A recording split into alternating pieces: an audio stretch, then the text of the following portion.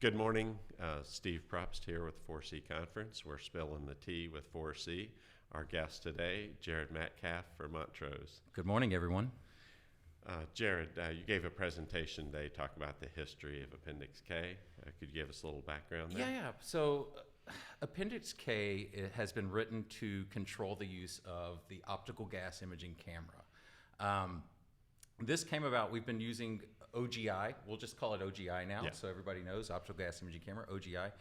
We've been using OGI since 2008 when the first cameras were released, and it allows you to visualize emissions, so hydrocarbons. It's a wide band of hydrocarbons that you can visualize. And we've been using this equipment with no guidance. So the EPA said, hey guys, we're gonna help you out, right? Let's make it, make some requirements around it. Training's needed, things like that. So it started, its first release was a couple of years ago. It was a real just softball.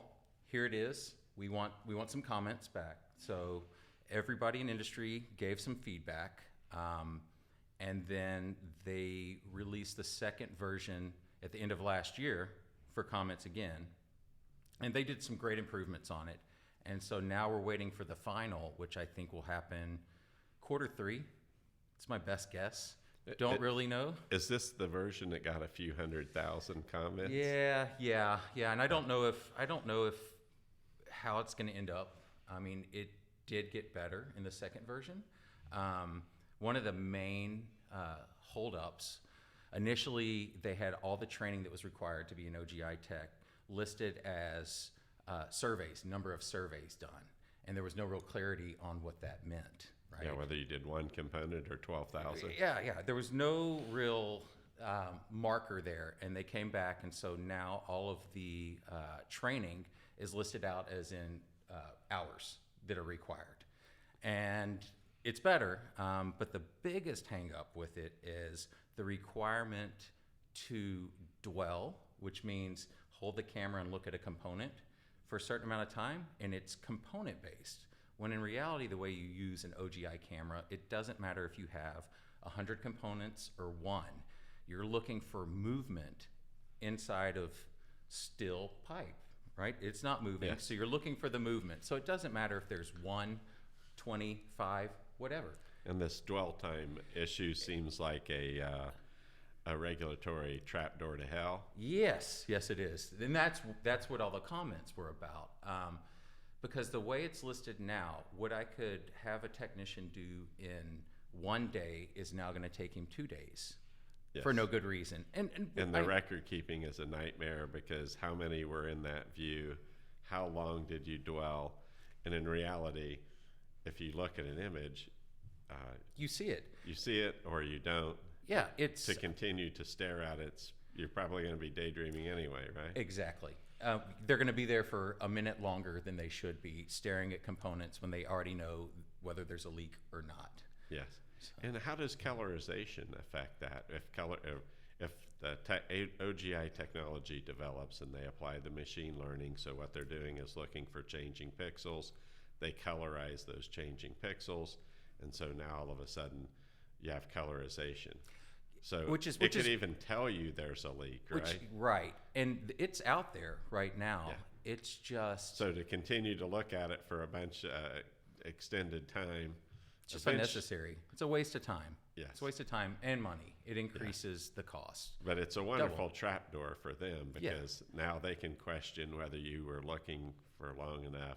Do you have the records? How many components are how many components screen? were here? How long did it take you to do it? I imagine that's how they're going to audit the situation. Yeah. Seems like a bit of a technology killer, almost. It is. Unfortunately, I hate to say that. I mean, the intentions were good. It's just they didn't have the technical expertise there. And there's been studies that show that we did need training in industry. No doubt. METEC did a wonderful study a few years ago that we were a part of. And so METEC is a facility that they have known releases, right? It's a mock-up facility. Yeah. And they sent OGI techs out. And one of the biggest things that they found was the guys who found all the leaks were the more experienced guys. So experience matters. But they also released some language about time on site, which is, I think, where Appendix K is pulling that from, because they quote this study in the preamble of the appendix. But they also say the more experienced guys took longer, but it didn't matter how much time the experienced guy did. It didn't vary that much.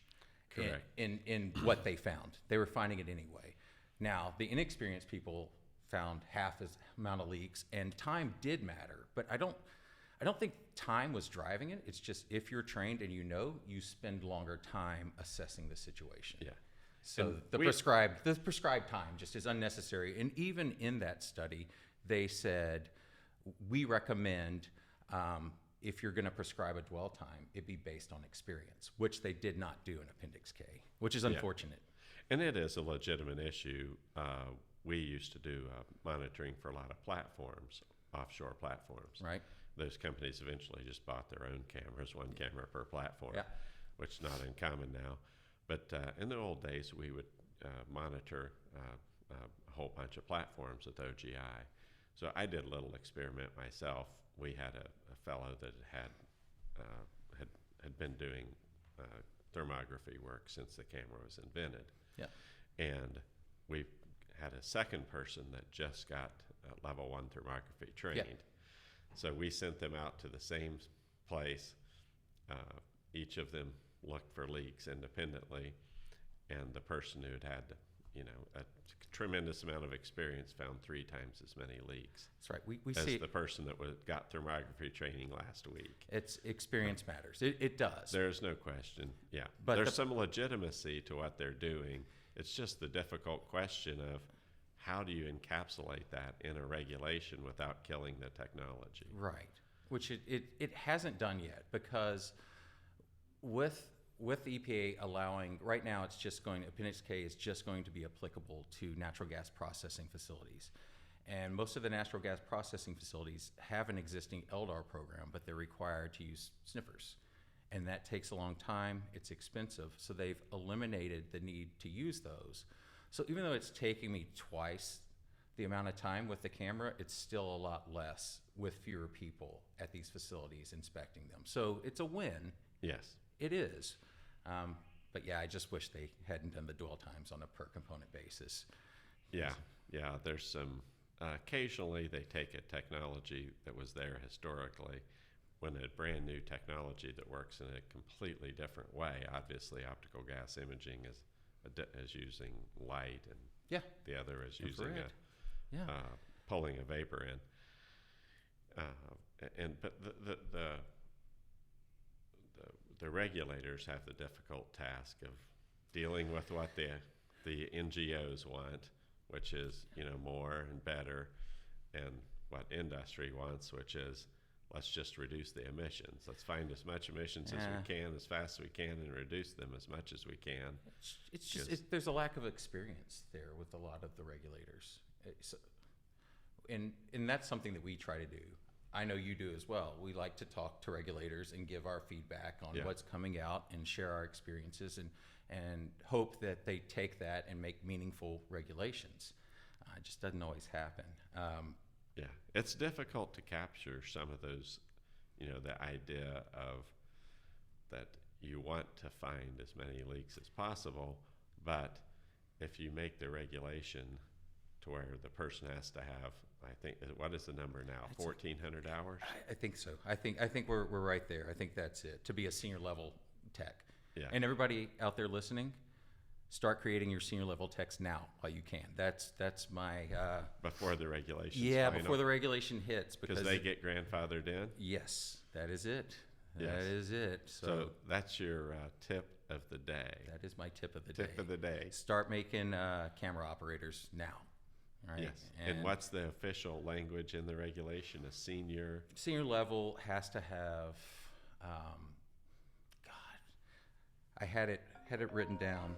1,400 hours. So it's 1,400 hours over their career. So get a camera in somebody's hands, even if it's not compliance driven, have them scan. And then they have to have 40 hours in the previous year before the regulation is launched. So So make them now, because if you have to buy one, it's going to be very expensive, is what I foresee.